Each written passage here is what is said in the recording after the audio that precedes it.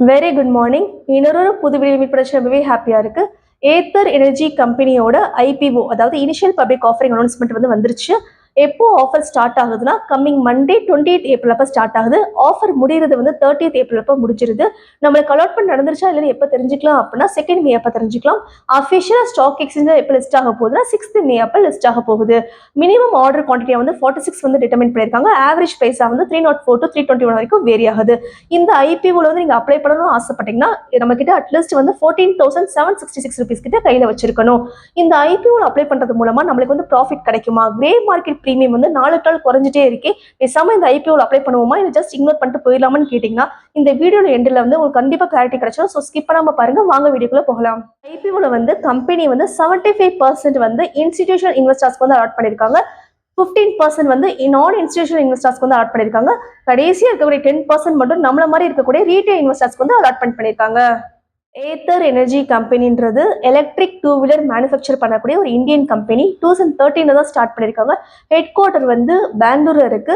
இதோட இவி ஃபெசிலிட்டிஸ் எல்லாம் வந்து பெங்களூர்ல இருக்கக்கூடிய ஒயிட்ஃபீல்ட் ஏரியாலையும் தமிழ்நாட்டில் இருக்கக்கூடிய ஹோசூர்லையும் தான் வந்து அமைக்கப்பட்டிருக்கு. இந்தியாஸ் 4th லார்ஜஸ்ட் இவி மேனுஃபேக்சராக இந்த கம்பெனி இருக்காங்க. இவங்க வந்து யாருக்கு அடுத்தபடியாக இருக்காங்கன்னா டாடா மோட்டார்ஸ், ஓலா எலக்ட்ரிக், அதுக்கப்புறம் பஜாஜுக்கு அடுத்தபடியாக இவங்க இருக்காங்க. எந்த ஒரு கம்பெனி ஐபிஓக்கு அப்ளை பண்ணுறதுக்கு முன்னாடி அது ஜிஏபி வந்து தெரிஞ்சுக்கோங்க. ஐபிஓ வாட்ச் வெப்சைட்டில் வந்து டே டு டே அவைலபிளாக தான் இருக்கும். அதை பார்த்து நீங்கள் ஒரு டிசிஷன் எடுத்துக்கலாம். இப்போ இந்த ஏத்தர் எனர்ஜி ஐபிஓட ஜிஏபி பாருங்கள், 22 ஏப்ரல் அப்போ 40 rupees கிட்ட இருந்திருக்கு.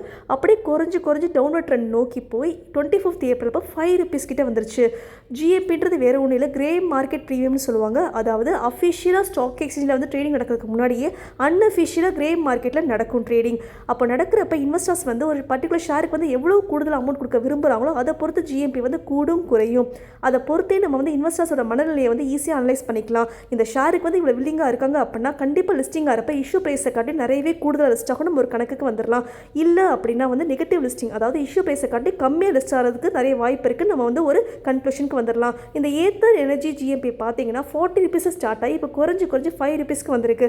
இந்த நிலைமை நீடிச்சிச்சுன்னா கண்டிப்பாக லிஸ்டிங் டே அப்போ இஷ்யூ ப்ரைஸை காட்டி கம்மியாக, அதாவது நெகட்டிவ் லிஸ்டிங்க்கு 100% வாய்ப்பு இருக்குது. ஸோ இந்த இதை நான் சொல்லிட்டேன் டீட்டெயில்ஸ். ஸோ இப்போ நீங்கள் வந்து ஒரு முடிவு எடுக்க வேண்டியது உங்களோட கையில் தான் இருக்குது. இந்த ஜிஎம்பி வந்து நிலைமை நீடிச்சிச்சுன்னா கண்டிப்பாக வந்து லிஸ்டிங் ப்ரைஸ் வந்து கம்மியாக தான் இருக்கும். ஏத்தர் எனர்ஜி கம்பெனி ஃபேஸ் பண்ணக்கூடிய 4 முக்கிய சேலஞ்சஸ் என்னன்னா, ஃபர்ஸ்ட் வந்து அவங்க என்டையர் பிஸ்னஸ்மே வந்து சவுத் இந்தியா மட்டுமே வந்து ஃபோக்கஸ் பண்ணியிருக்கு. செகண்ட் வந்து இம்போர்ட்ஸுக்கு வந்து ஹெவியாக சைனா வந்து பேஸ் பண்ணியிருக்காங்க. ஸோ பொலிட்டிக்கல் ரீதியாக ஏதாவது ப்ராப்ளம் ஆச்சுன்னா என்டையர் பிஸ்னஸ்மே வந்து கொலாப்ஸ் ஆகிறதுக்கு வாய்ப்பு இருக்குது. மூன்றாவது வந்து பேட்டரி மட்டும் தான் இன்டர்னலாக வந்து ப்ரொடியூஸ் பண்ணுறாங்க. மற்ற எல்லா காம்பனன்ட்ஸுமே வந்து அதர் டீலர்ஸ் வந்து நம்பி இருக்காங்க. ஸோ அப்படி இருக்கப்போ இன்டர்னலாக ஏதாவது ப்ராப்ளம் ஆச்சுன்னா அவங்களோட என்டையர் யூனிட்டுமே வந்து அஃபெக்ட் ஆகுதுன்றதுல சந்தேகப்படுறதுக்கு எதுவுமே இல்லை. நான்காவது வந்து அந்த ஆட்டோமொபைல் செக்டர் ஃபுல்லுமே வந்து ஹைலி காம்படிட்டிவாக இருக்குது. ஸோ புது ஸ்ட்ராட்டஜி கண்டுபிடிச்சா மட்டும்தான் ஒரு லாங் பீரியடுக்கு வந்து சஸ்டெயின் ஆக முடியும். ஸோ சம்டைம்ஸ் வந்து டவுன்வர்ட் ப்ரைசிங் ப்ரெஷரில் கூட அஃபெக்ட் ஆகிறதுக்கு வாய்ப்பு இருக்குது. நம்ம வீடியோ எண்டுக்கு வந்துட்டோம். ஏத்தர் எனர்ஜி கம்பெனியோட ஐபிஓ ஜிஎம்பி வந்து 40 rupeesல வந்து ஸ்டார்ட் ஆகி குறைஞ்சு டவுன்வர்ட் ட்ரெண்ட் நோக்கி போய் இப்போ 5 rupeesல வந்து நிற்கிது. இந்த நிலைமை நீடிச்சிச்சுன்னா லிஸ்டிங் டே அப்போ ஈவன் நெகட்டிவ் லிஸ்டிங் கூட 100% வந்து சான்சஸ் இருக்குது. அதாவது நம்ம அப்ளை பண்ண ப்ரைஸை காட்டிலும் குறைஞ்சு லிஸ்ட் ஆகும். ஸோ நம்ம சேம் லிஸ்டிங் டே அப்போ வந்து ஷேர்ஸை விற்று ப்ராஃபிட் பார்க்க முடியாத ஒரு சூழ்நிலை ஏற்பட்டுரும். கொஞ்ச நாள் ஷேர்ஸை வந்து ஹோல்ட் பண்ணிட்டு அது பெர்ஃபார்மன்ஸ் வைஸாக கூடதுக்கு அப்புறம் தான் நம்ம அதை விற்கிற மாதிரி ஒரு நிலைமை அமைஞ்சிரும். ஸோ இந்த வீடியோ ஃபுல்லும் பார்த்துட்டீங்கன்னா இப்போ வந்து உங்களுக்கு ஒரு கிளாரிட்டி கிடைச்சிருக்கும்.